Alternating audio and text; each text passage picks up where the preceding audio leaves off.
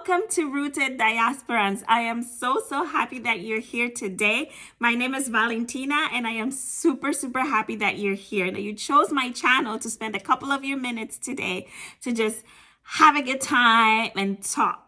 So what we're going to do today is really just talk about a couple of things that if you're thinking about going to Ghana, whether it is for a sabbatical, whether it is for just traveling, whether it is for just business reasons, whether it is for if you want to move to Ghana. So I want to talk to you about things that I feel like and I've observed people doing that has helped them. So things that help them thrive when they make that leap of faith and they're like, ooh, I want to go travel to Ghana. I want to stay in Ghana for maybe 3, 4, 5, 6 months. I want to do business in Ghana, or I want to move to Ghana. So these are the things that I want to talk to you about that will help you not only if you decide to move to Ghana, but wherever you are. Implementing these type of skills will really help you thrive in these areas. Now, I am talking based off of people's experience, what I've seen people do that help them thrive and what I've noticed helped me as well. So the number one thing that I want to tell you guys is whenever you're moving to a place, whether it is Ghana, whether it is China, whether it is Europe somewhere, whether it is America, never run away from your problems. Don't do that, because wherever you're going to, you don't know the type of problems you're going to gain from that place. Every place has its own challenges. So you need to make sure that whenever you're deciding to move to a place, it is for reasons that have to do with maybe self-improvement, maybe just visiting the place, maybe things that obviously make sense, but not really about moving away from your problems, because your problems are only going to follow you. I mean, just because you move from a different place, it doesn't mean that your problems are going to fall off of your back, right? They're still going to be there. And you want to be able to develop that tough skin and develop those skills that will help you to combat those challenges, to bridge the gap, to find solutions to your barriers that have caused whatever challenges you're facing wherever you are, so that when you have developed those skills, you can use and implement those skills anywhere else that you go. So honestly, I urge you, if you have any problems, if you're in debt, if you're like severely in debt, because a lot of people are anyway, and especially in the Western world, but I'm talking about like severely in debt, or maybe there is some type of a relationship you're in, or maybe it's like a job issue. Don't just drop it, because most likely there are things that you can work within yourself that will help you combat those challenges, get through those challenges, and make better decisions in the future for whatever the case is. So definitely do not move to Ghana to run away from your problems, because let me tell you, Ghana is a developing country. So what I mean by developing is that Ghana is not the Western world. So there are going to be problems that will be in Ghana that are not in the Western world, and you're going to have been able to develop that type of self-awareness and develop some type of skills to deal with challenges, because they're going to happen. You're in a place that is unfamiliar to you. You're in a place that is developing. Simple things of getting from point A to Z are a challenge. I don't know if you've heard a lot of people who have gone to Ghana talk about how long it takes to get certain things done. Certain procedures as simple as getting your ID card done can take you the whole day, just because everybody is moving not in a rushed state. Everybody's kind of taking their time with anything.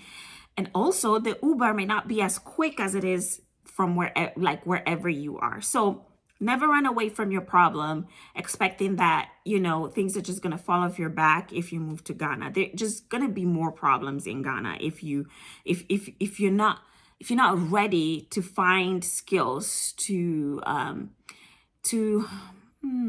what's the right word? To overcome your problems. So that's the number one thing that will help you thrive if you ever make the decision to, whether it is, once again, travel to Ghana, take a sabbatical to Ghana, move to Ghana, or do any type of business in Ghana. Another one is, and I really want to underline this one, is you really need to be able to adopt a positive collaborative mindset. This is so important, you guys, because I noticed that, and I've been doing a little bit of looking around and seeing what people are, complaining about, what some of the issues are. And some people are like, well, everybody has different experiences and everybody has different encounters with different people, which is very, very true.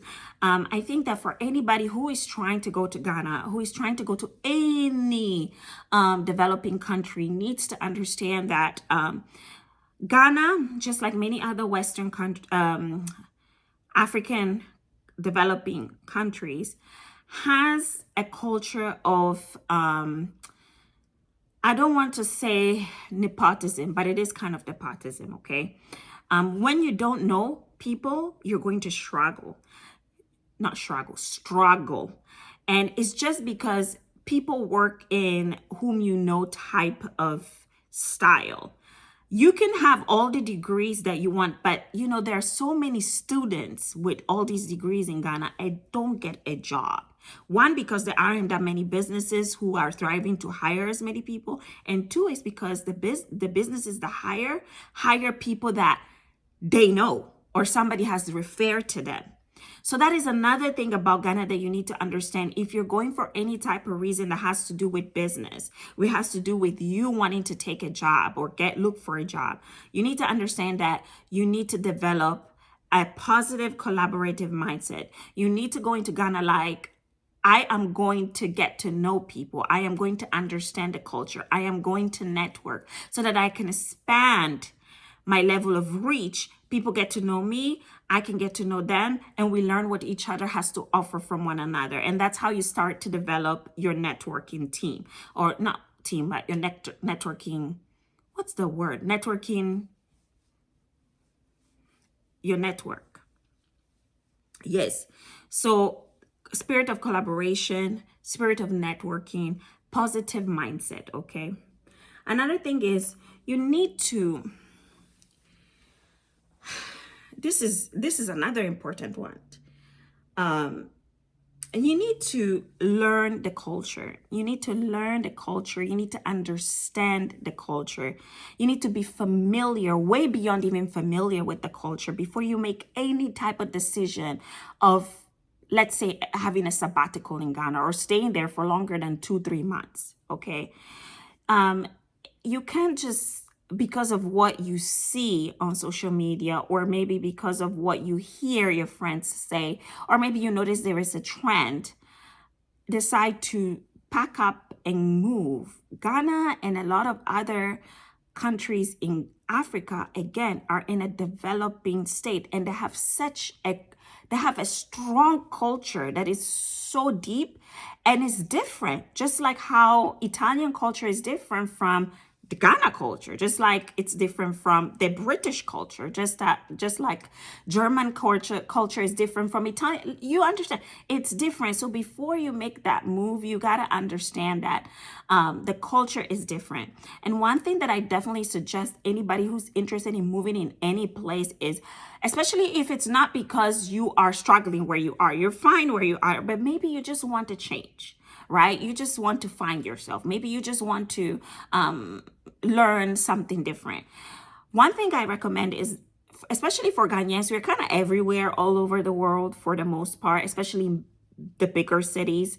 I recommend that you find Ghanaian communities within the city that you're at and visit, where they meet the most. A lot of Ghanaians are religious, so you can join maybe a Ghanaian church or just visit a Ghanaian church every now and then and see how you like the culture. That's where you really get to know how Ghanaian people operate and act. You get to know their culture, their ways, their when are they being friendly, when they're not being friendly, so that you don't mistake their friendliness for something else. You get to know how they interact with people, so that when you do go to Ghana, you have at least an idea.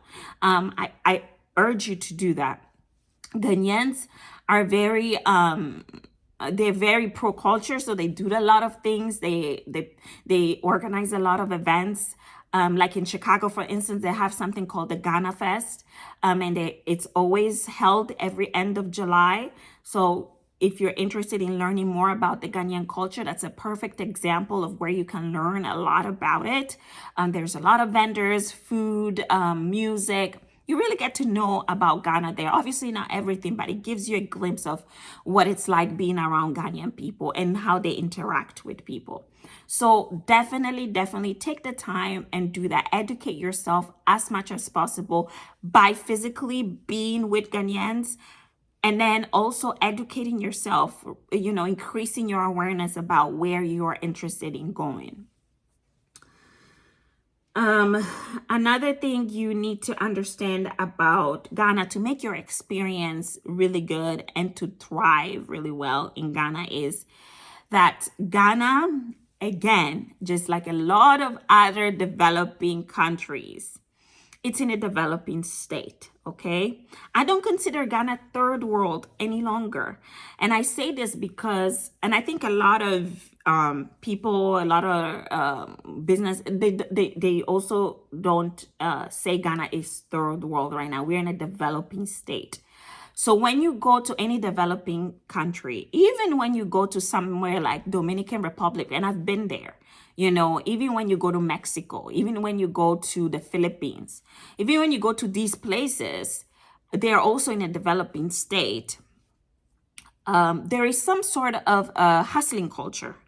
So if you go to Ghana, you've never been to a place such as Ghana or these places that have this hustling culture, you may not be used to people to asking you for money for just helping you out with your baggage, your luggages, or asking you for money for doing little things for you. You might see that or view that as, why are they trying to rip me off? Every little thing seems like they want something from me. It's just a culture of, them knowing that they are in a place of where they make way less money than you do. So they see you coming, they're like, oh, this is my opportunity to get my food for the day. So I personally don't take that as an offense. I actually take that as an opportunity to give. Because at the end of the day, any other Western country that you're coming from to go to Ghana, you're making more. Okay, it is just the reality. So for us to get upset when people, obviously, if they're all, always constantly and then ripping you off in a way that is, is obvious that that's what they do. Yes, you get angry. It's right to not like that type of behavior and to be upset about that type of behavior.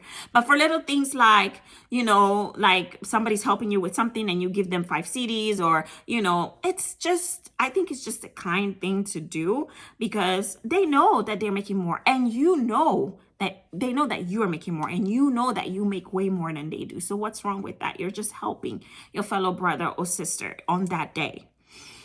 So that's another thing that I think that you really, really need to know and understand about Ghana. There is a hustling culture. As soon as you step foot in the airport, you will see that. However, it's way better than it used to be. I mean, when I was at the airport, people were not hustling. Maybe because I look Ghanaian, because I am Ghanaian. Maybe, I don't know.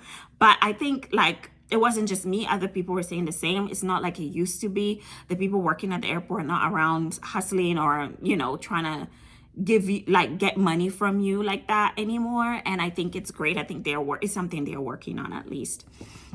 Another thing is you will not just see that at the airport. You're going to see that at the market. You're going to see that at tourist attractions. You're going to see that everywhere. They can smell. They breathe you in when you're coming, when you're walking through the street. They know, hey, we Ofria Bruchri. You understand? She's coming from abroad, right? They know it. And then let alone you open your mouth. I remember when I was going through the market and I was there with my auntie and she's like, don't open your mouth. Don't open your mouth because your prices. And I said, yo, Mati, I'm not going to open my mouth. Even my attempt in speaking Chi that day is not the day to practice the Chi.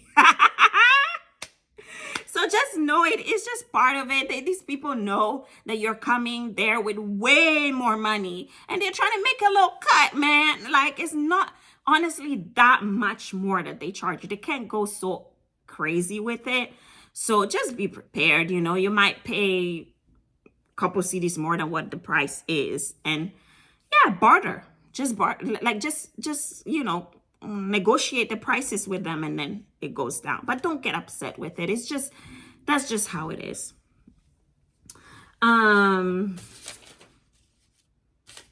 looking at my note. I don't want to forget anything.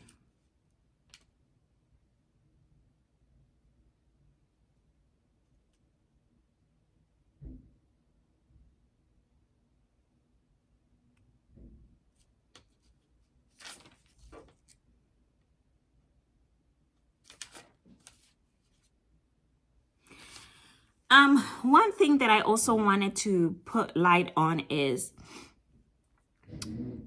imagine Italians going to Poland. Italians have their own culture, but they're white, just like Polish people are white.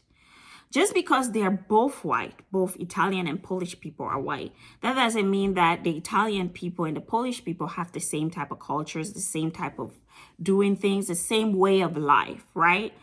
I think it's the same thing with Black people as well. When I go to Nigeria as a Ghanaian, I don't expect their culture to be like mine, and I don't expect their ways to simulate my ways or vice versa. I know and I'm aware that there's going to be a difference.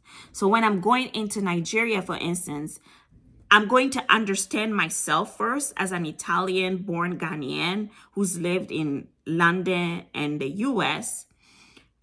And I'm going into Nigeria with myself, my own multicultural being, into Nigeria. So once I understand that about myself, then I know where I'm going, the place that I'm going, and that I need to accept their culture and differences, that there might be ways of them of doing things that I may not be familiar with. So I need to have the acceptance neuron working in my brain that something is going to happen around me, or things are going to happen around me that don't seem familiar to me. Hence, I don't get so frustrated if something looks different. I don't get judgy when something is different. I just know that I am in a different place, a different country with different ways of doing things. I may not agree with it, but this is their way of life. Let me give you another example. Like when I go to Ghana, right? There is these things that Ghanaians love to do. And this thing is, they like to eat the fufu or even kinke. In this asanka is a black round pot, and it could be 10 people around this small black pot eating with the same food with their hands like this. Man, I'm never going to do that, but I'm not going to judge it. When you learn the culture, you understand that this is a sign of brotherhood. Everybody belongs to each other. Everybody is brother and sister. So it's like, it's part of the Ghanaian culture to eat together in the same bowl. Okay. And that's what they do. And a lot of them are fine afterwards, But for sanitary reasons, I know and I feel like doing that might not be sanitary for me, because a lot of the times when we are not feeling well, it takes time for your body to show the symptoms. But the moment where it's not showing the symptoms yet is the time when we are more contagious. And many times people don't understand that. Some people are not aware of that. But I'm not going to go and be like, oh, why are you guys doing that? Oh, no. No, I'm just quiet. Let them do their thing. Maybe I'll eat after. Maybe I'll eat beforehand, so I'm not hungry. Or I'll choose something completely different from what everybody else is eating, so that I don't make anybody else feel bad. I'll do something like I'll choose jollof rice, and they can eat their kinky or whatever else they're eating all together like that. But, I'm not going to do anything to demonstrate my dislike towards what the culture is, So that is one example that I want you to know, that whenever you go somewhere, you need to just click open your acceptance neurons in your brain that, where I'm going, things may be different. And you might be prepared, but you may not be prepared enough. So know that there are going to be things that you will discover while you are in Ghana that you did not get the chance to discover prior to going into Ghana.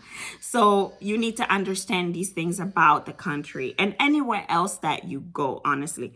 There are places, you guys, and some things they do, like the Philippines. Do you know? Type it on YouTube right now. Type it. They eat leftover food out of trash. Do you know that? I did not know that. And when I saw that, I was like, what? But I watched maybe 10 videos after that was telling me that these people eat leftover food, especially leftover McDonald's food, out of trash. Like there are actual people doing business out of collecting trash out of restaurants, like the trash that the restaurants make. And the restaurants are actually leaving it on the side specifically for these people who come in and look for the food, leftover food. And then these people collect the leftover food from the trash, and then they go and have their own business of selling food in the trash, garbage, what? I don't know. And they're cooking it. And they're putting all these sauces on it. And I looked at that and I was like, man, I think Ghana ain't that bad. I think Ghana ain't that bad. Because if people can eat leftover out of the trash. But if I go to this place, I am not going to judge. Okay? I'm not going to try it, but I'm not going to judge. It's part of their culture. It's part of what some people in that culture choose to do. Right? But I'm not going to say all this stuff about it. You know what I mean? So that's one example. What else? What else?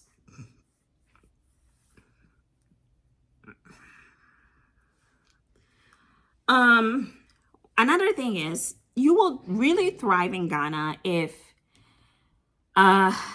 you don't compare Ghana to any place where you're from.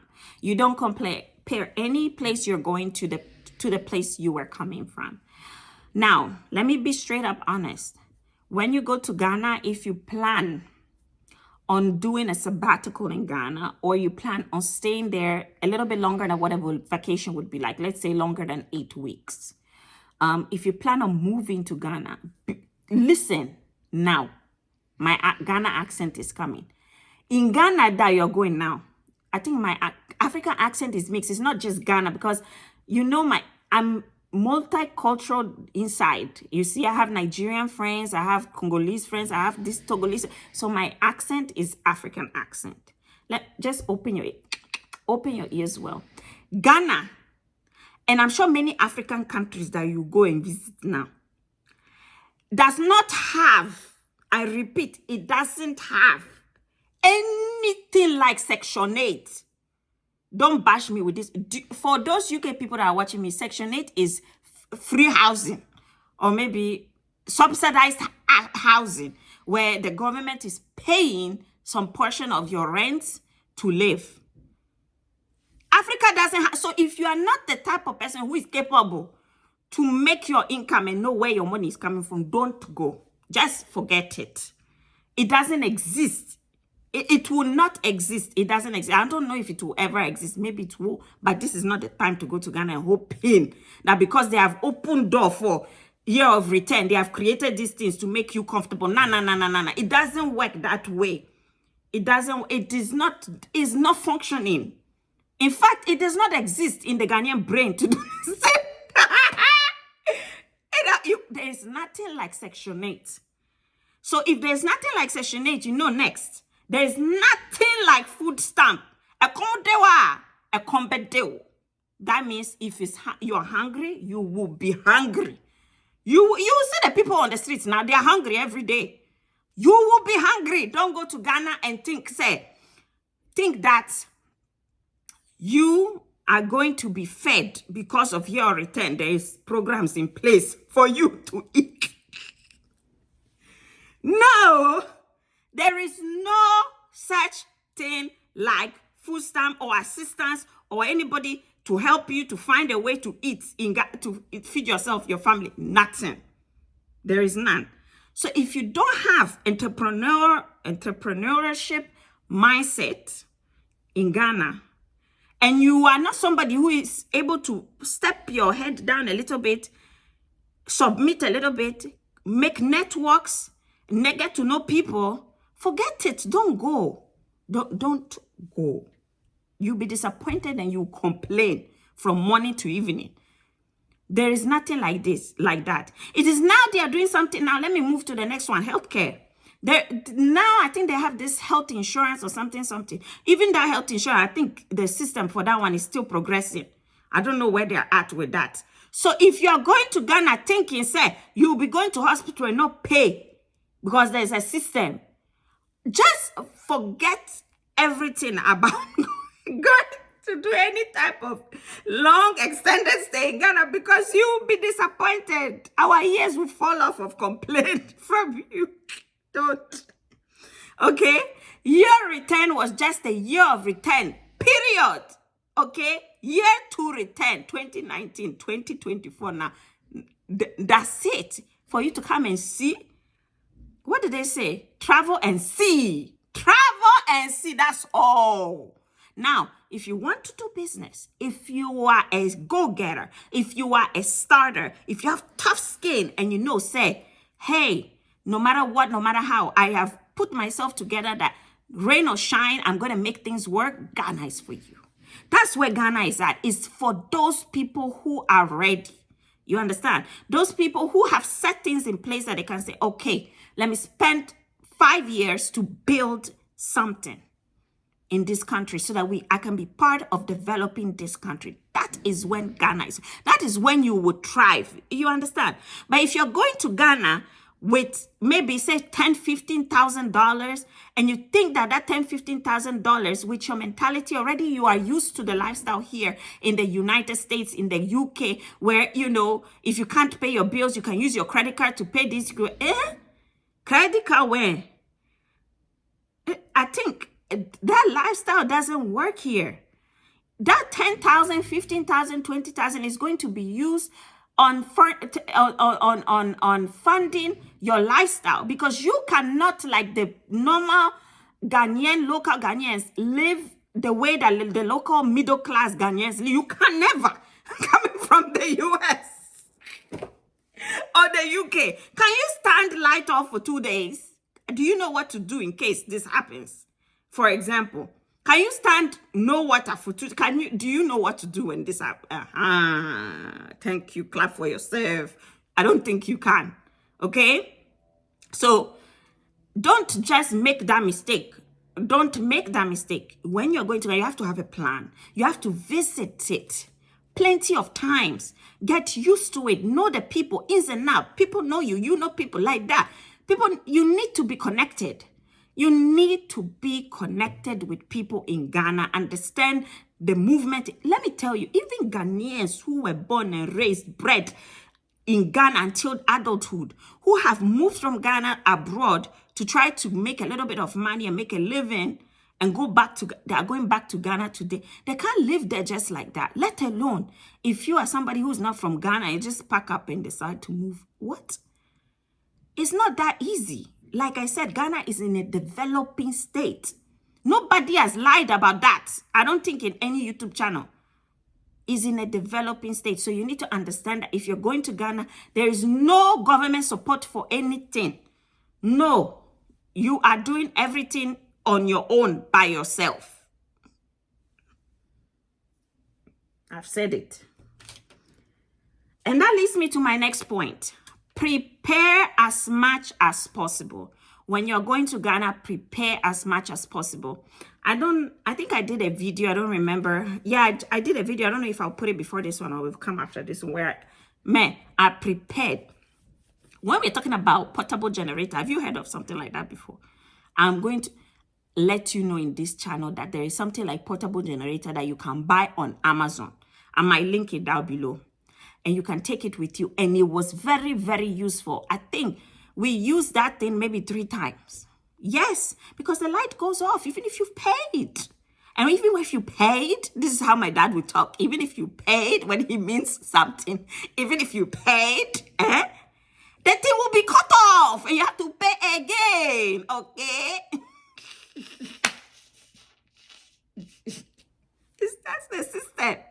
That is the system. So if you're not prepared, right, you are going to be so mad. You're so mad. And let alone, the worst thing is if you really need the electricity for things like refrigeration, maybe you have medicines, you have types of foods that need to be refrigerated, and oh my goodness. So get yourself a portable generator, small one like this, $100. Take it with you. Get yourself portable lights that you can use with chargeable batteries. Take it with you. Take enough Pepto-Bismol, because the food and all of that, is different. Take all your malaria medications. Take your typhoid vaccination. Do all the things that you're supposed to prevent and to be prepared.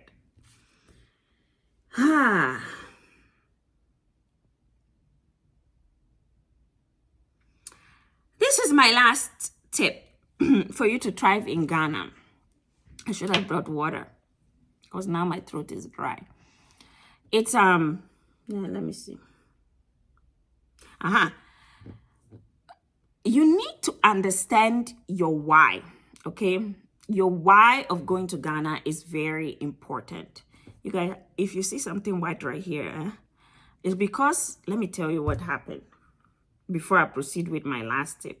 So I was making bullfrog for the kids last night. And when you're making the bullfrog, like the batter that you're making, this is puff puff. Nigerians will call it puff puff. So you have the flour mixture and all of that you leave out for it to rise. So when it finished rising, right, I was doing this and all that, right?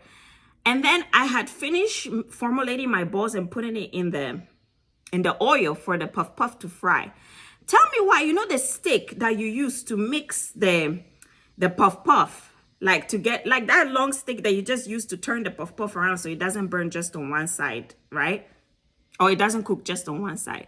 I use that same stick to scoop up the remainder of the butter, the flour and all that. It tastes so good. It's so sweet. Sometimes I just like to eat it raw like that. So I used that same stick to do it after I had already put it in, used it to mix the hot oil and the puff puff I already created. And I put it in my mouth. Hey! My mouth almost burnt. I was in so much pain. I was like, is this what Fudian lifestyle would do to me? But that's it, yes. But yeah, guys, oh, no, wait. I had the last tip. Don't leave yet, the last tip. Like the first tip, don't forget your why. When you're in Ghana or you're going, write the reason why you're going. Know why you're going. That will keep you going. When you don't understand why you're doing anything, that thing, I don't think it will work, you see?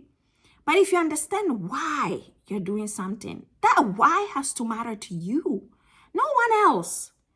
Maybe you tell somebody the reason why you want to be in Ghana and they'll laugh at you. They'll tell you that's nonsense. Well, to them, not to you. What's important is that you understand your why. You believe in your why. And you know why. Why are you going? Is it just for a vacation? Which is great. I go on vacation all the time. Is it to learn something about the culture? Is it that you're trying to find some connection, something inside of you that maybe is empty and you want to fill up? I know I go to Ghana for that reason too, because I feel like by all these multicultural ways of my life, from being born, raised in Italy and all of that kind of stuff, there's a bit of an empty part of me that wants to be filled because I want to understand my Ghanaian roots. I want to understand where I'm from. I want to connect with who I'm from. I want to be deeply rooted in my culture and understand it. But that doesn't mean that I want to eliminate the fact that I was born and raised in Italy, the fact that I lived in the US, in the UK. All of that is part of me. It's part of who I am. It's part of my diversity. I am so diverse. But with that diversity, I know so much of US, I know so much of Italy, a bit of UK. Now it's time for me to understand more about Ghana. What can I do for my country? What can my country do for me? Right? So that's why the name Rooted Diasporan once again. And yeah, that's basically it. That's the end of this chat. That's the end of this video, you guys. I hope you found it inspiring.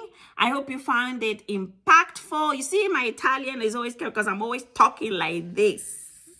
I hope you found it inspiring. I hope you found it impactful. I hope you enjoyed this video.